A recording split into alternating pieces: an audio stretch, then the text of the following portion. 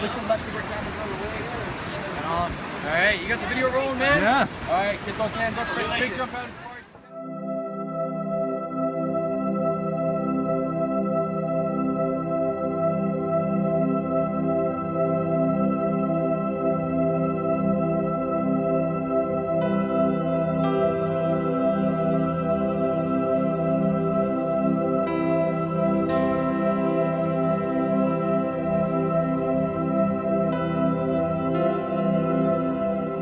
Core of our humanity is a cry of the heart for infinite fulfillment. Fear keeps that cry imprisoned. Hope sets it free. I've been telling my story to audiences around the world since the 1990s, but not like this. Why? Fear.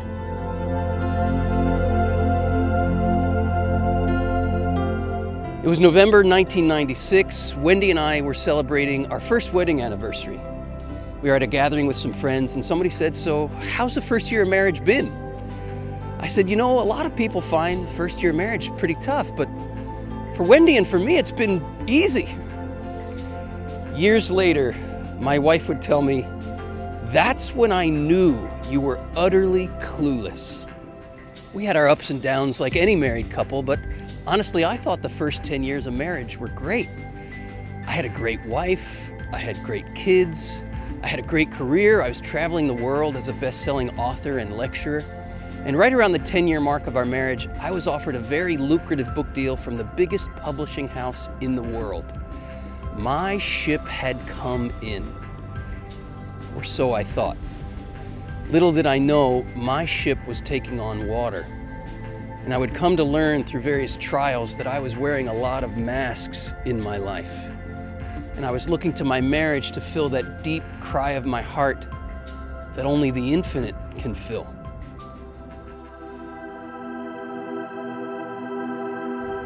I remember the first time I felt it, this cry of the heart, this hunger for life. I was 8 years old, I was lying in my bed, and Bruce Springsteen came on the radio singing his anthem, Born to Run. At the end of the song, he just opens his ribcage and lets this cosmic cry come out of his heart. Whoa, oh, oh, oh, oh, oh, whoa, oh, oh, oh, oh. Oh man, I felt it. Whatever Springsteen wanted, I wanted it too. It was the cry for something infinite. Tragedy is, in all my years of Catholic schooling, nobody ever connected the dots for me between that cry of the heart that I felt so passionately and God. I was raised on what you might call the starvation diet gospel. The basic message was your desires are bad, you need to repress all that, but follow all these rules and you'll be a good upstanding citizen. I don't know about you, but if that's all the church has to offer, no wonder so many people like me leave for what you might call the fast food gospel, which is the secular culture's promise of immediate gratification for the hunger. I left in my teen years because the fast food looked a heck of a lot better than starving myself. But all the grease and the sodium caught up to me in my college years. It was 1988, and I had the tragic experience of witnessing a date rape in a college dorm. This experience haunted me, and it compelled me to ask some really big questions about the meaning of life, about the meaning of love, about what is it in us as human beings that can lead us to treat other human beings as nothing but objects for our selfish pleasure. I wasn't guilty of date rape myself, but I had to ask myself, was I much better in the way I thought about women and the way I fantasized when I was looking at porn, when I was in bed with my girlfriend? I remember this ragged prayer coming out of my heart. I fell on my knees and I said, God in heaven, if you exist, you better show me, and you better show me why you gave me all these desires, because they're getting me and everybody I know into a hell of a lot of trouble. What is your plan? Seek and you'll find, right? I sought, and what I found was the teaching of John Paul II called the Theology of the Body. This crazy Polish Pope told me that this deep well of desire within me had a name. He called it Eros. Now, true enough, if we follow our erotic desires only at the surface, they lead us to the fast food. But I was learning in this theology of the body that if we go to the depths of our erotic longings, they'll launch us like a rocket to the stars. John Paul II helped me to realize that Christianity is not a starvation diet. It's an invitation to a feast of life and love that is literally out of this world. This was a revolution for me. I knew then that I would spend the rest of my life studying this theology of the body and sharing it with the world.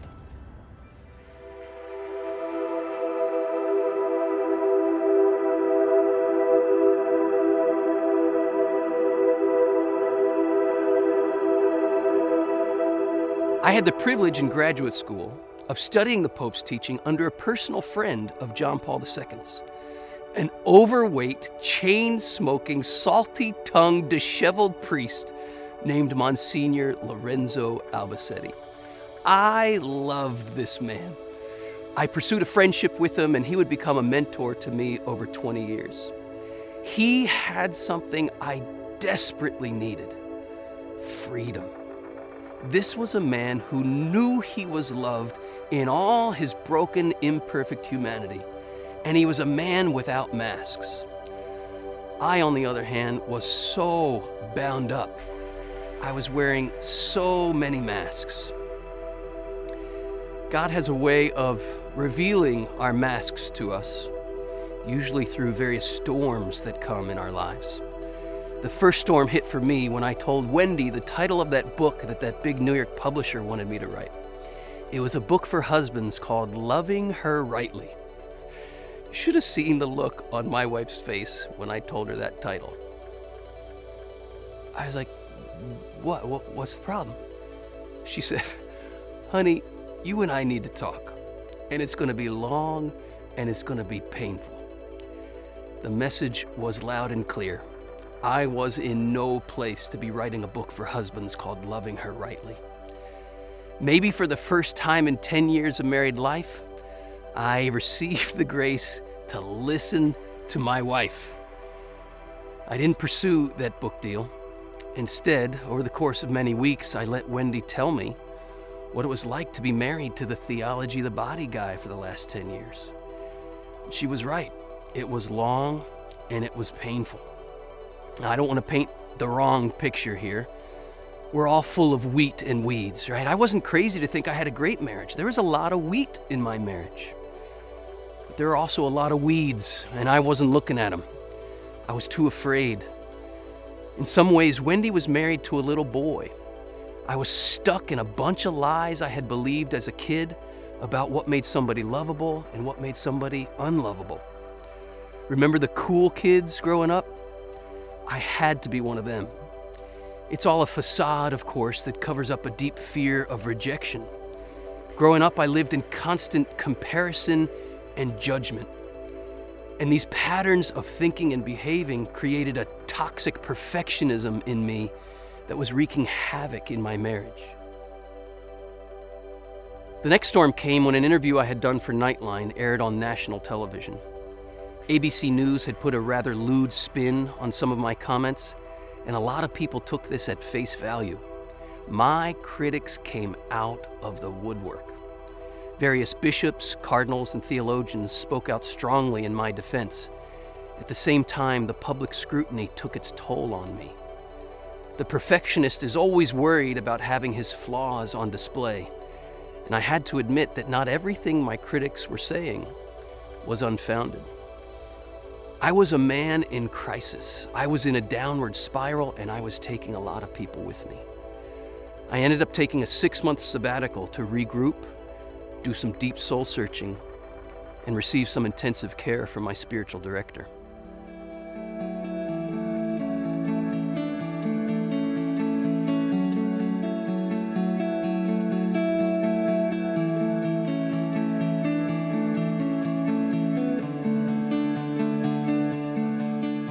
I take a personal retreat each year, and on one of these retreats, the priest said, "Christopher, prayer is an exercise of desire.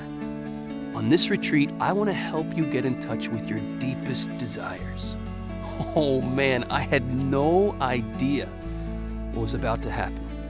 Sure enough, following his lead, I started getting in touch with some of my deepest desires, things I just hadn't looked at for eons. They came welling up, and with these desires came anger. I mean, rage at God.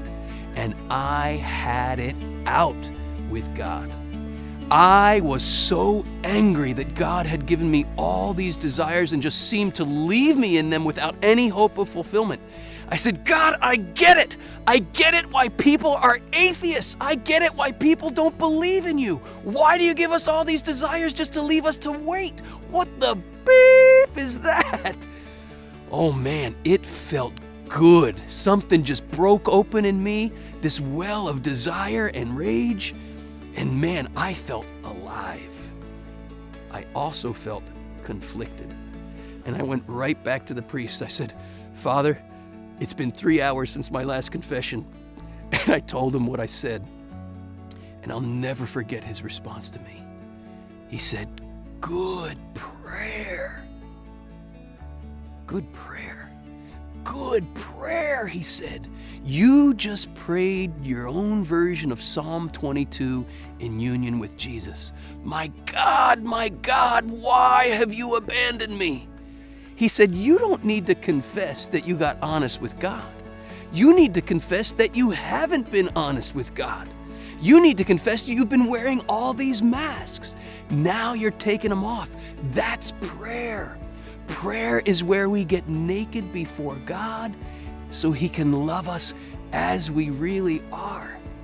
I thought, man, if this is prayer, it's making me feel pretty raw, weak, and exposed. But that retreat started me on a whole new journey of learning how to get naked before my Maker. I was learning that oh so important lesson that really takes us to the heart of the Christian life. When I'm weak, then I'm strong.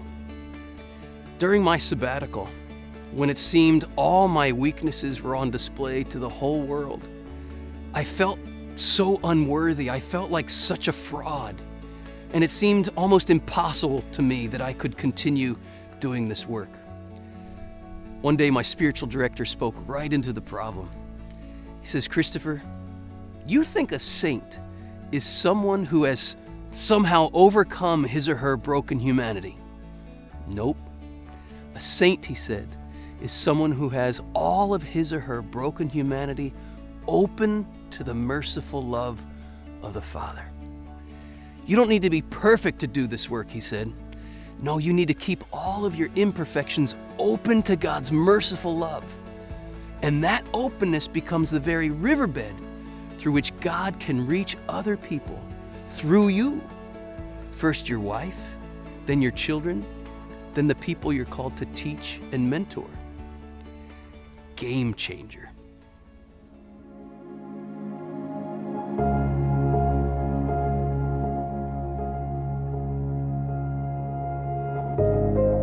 After a few years of taking these life lessons to heart, Wendy and I were out to dinner, and she said, "Honey, something's really good in our relationship lately. Don't you feel it? What do you think it is?" I thought about it for a moment. I said, "Yeah, I do feel it. And I think I know what it is." I said, "I think I finally realized deep in my heart that you can't satisfy me." She got this huge grin on her face and she said, "That's exactly it. That's what I've been realizing too. You can't satisfy me either." I'm sure if anyone was overhearing us in the restaurant, they probably thought we were about to get divorced. But we never felt closer in all our years of married life. Why? Because we were learning to take our heavy hands off one another and accept and love one another with all our imperfections. We were learning that we were lovable, warts and all. Like my chain-smoking, disheveled mentor, Monsignor Lorenzo Albacete. I went to visit Albacete on the first official feast day of his friend and my hero, St. John Paul II. It was the last time I would see him. He was in a nursing home suffering from an extended illness, and he died just 2 days later. After his funeral, I had a dream about Albacete, and it was as if from beyond the grave, he was calling me back to revisit a lesson he had tried to teach me and my classmates 20 years earlier. It was 3 weeks before my wedding, and Albacete was teaching from a short story by Nathaniel Hawthorne called The Birthmark. It's about a perfectionistic husband who couldn't love his wife because of what he considered a blemish on her cheek, but she had always considered a beauty mark. I remember Albacete saying to the class, "This man does not know how to love his wife." And I felt an arrow go right through my heart because I knew I was that man. I was treating my wife to be in similar ways. In a flash, I saw this toxic perfectionism in my heart, and I had the opportunity to look at it before I got married, but out of fear, I just shut it down.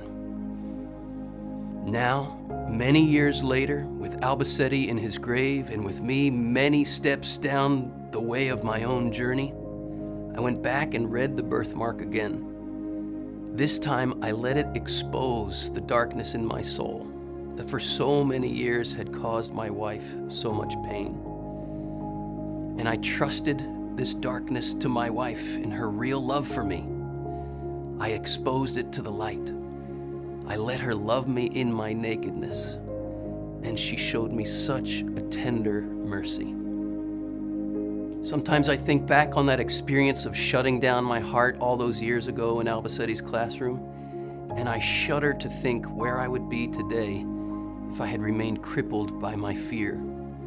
I'd still be crushing the cry of my heart and hiding behind a lot of masks.